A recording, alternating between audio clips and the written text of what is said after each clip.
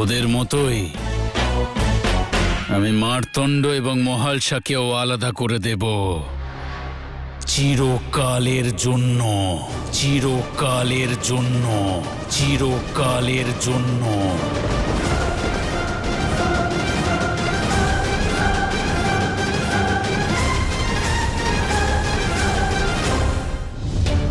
আরে কেউ আছো নাকি? আরে কেউ বৈদ্য মশাইকে ডাকো তাড়াতাড়ি।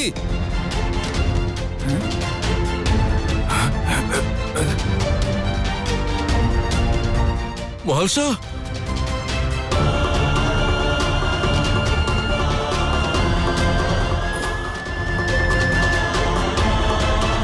মহালসা চোখ খোলো। এই মহালসা। আরে কি হলো মহাল স্যার? আরে কি হলো কি মেয়েটার? হ্যাঁ, হলো কি? আসলে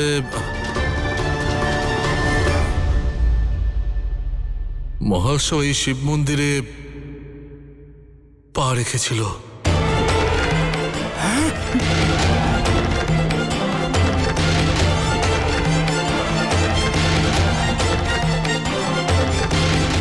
কি শিব মন্দিরে গিয়েছিল মহাল শাহ? কেন? ঘোর অনর্থ হয়ে গেছে, ঘোর অনর্থ।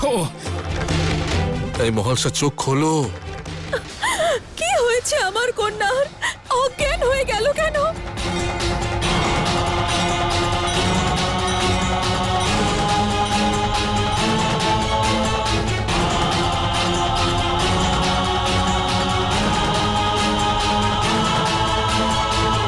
কন্যা, ওঠ সোনা।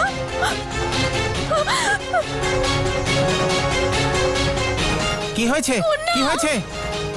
দেখো দেখো আমার কন্যার কি হলো, চোখ খুলছে না কেন? হায় হায় হায়, কি হলো? কি হলো আমার কন্যার? চোখ খুলছে না কেন? হায় হায় হায়, হায় হায় হায়, কি হলো? কি হলো আমার কন্যার? চোখ খুলছে না কেন? এইসব ধনির প্রশ্রয়েরই পরিণাম। আর না তো কি, কন্যাকে নিজের সীমার মধ্যে থাকতে শেখায়নিও। সন্তানকে মাতা পিতার ভালোবাসাই বিগড়ে দেয়। ওনার প্রশ্রয়ের মূল্য এখন গ্রামের সবাইকে দিতে হবে। এই কি রে? হ্যাঁ,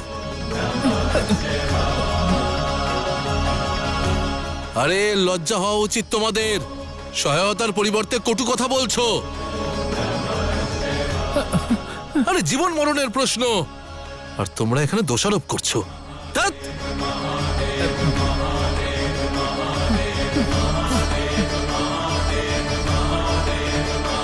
মহালসা, এই মহালসা, চোখ খোলো না মহালসা। মহালসা, আরে বৈদ্যমশাই এসে গেছেন। আসুন বৈদ্যমশাই।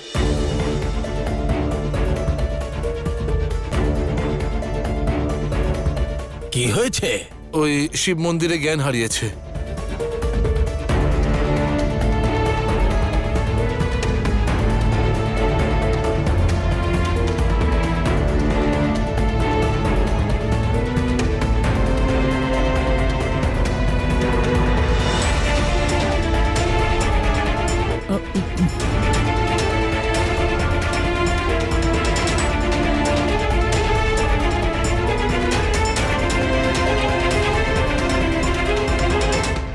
নাড়ি তো চলছে,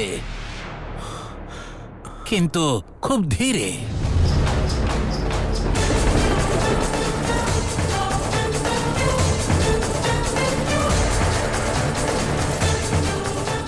তন্ত্র দিয়ে বাঁধা এই মন্দির, মহালসা ওই মন্দিরের ভেতরে গিয়ে অনর্থ ঘটিয়েছে।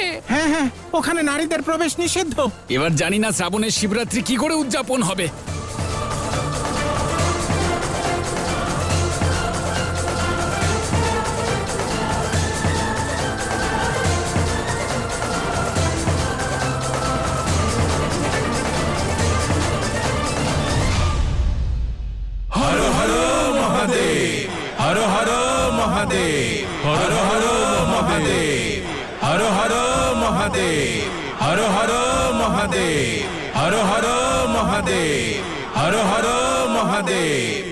মহারাজ মল্লের আদেশ অনুসারে কাল গ্রামের সবাই যখন শ্রাবণ শিবরাত্রি পালন করবে, সবাই ভক্তির রসে ডুবে যাবে। তখনই ওই উৎসবের সুযোগ নিয়ে আমরা আমাদের কার্য সমাধা করব, তাও চুপচাপ, কাউকে কিছু জানতে না দিয়েই। হর হর মহাদেব, হর হর হর মহাদেব।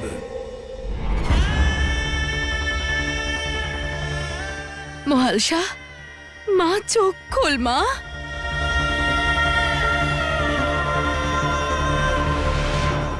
ও কিছু বলছে না কেন?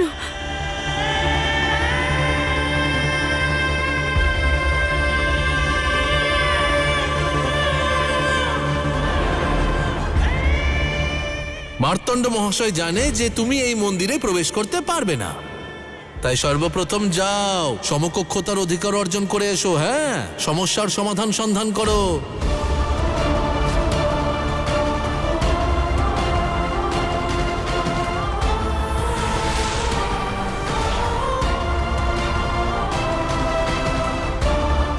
আজ কেবলমাত্র আমার জন্য মহালসার এই পরিণতি হলো, এই অবস্থা হলো। যদি আমি বিরক্ত না করতাম,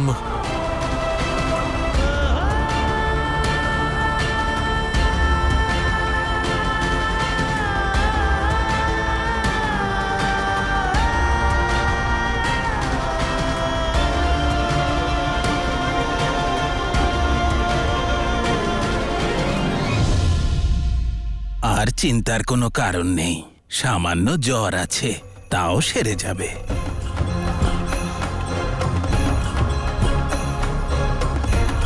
তবে ভোর পর্যন্ত খেয়াল রাখতে হবে। ধন্যবাদ মহাদেব। মহাদেবের অনেক কৃপা।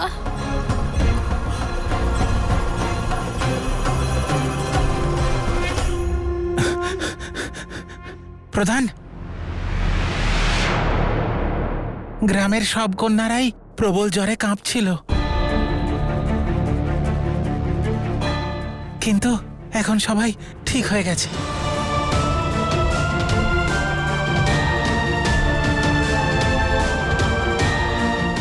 এ কি অনর্থ করলে তুমি মহালসা? আমি বাধা দেওয়া সত্ত্বেও শুনলে না তুমি। এখন কি করে আমি বোঝাই তোমাকে? একটি উপায় আছে।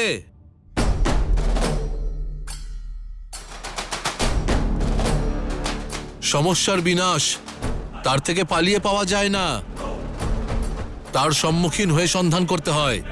আমরা সন্ধান করব। যদি মহালসা জেদ ত্যাগ না করে, তাহলে এবার আমরা জেদ ধরব।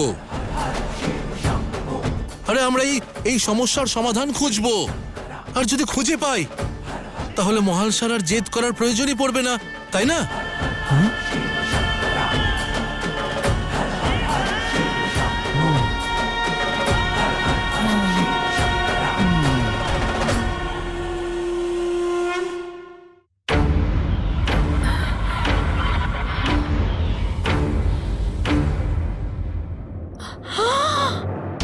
হে প্রভু, এ কি? এত রক্ত! মার্তণ্ড মশাই দেখুন, রক্ত বেরোচ্ছে। আপনার আঘাত লেগেছে।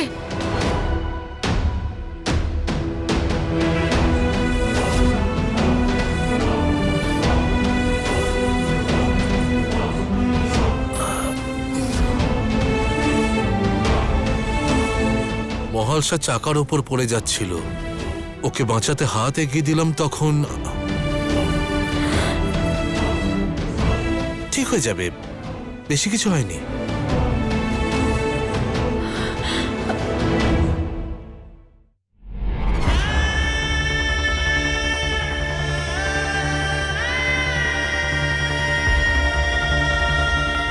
সামান্য চোট নয়, গভীর ক্ষত এমনিতে সারবে না। এসো, আমি ঔষধি লাগিয়ে দিচ্ছি।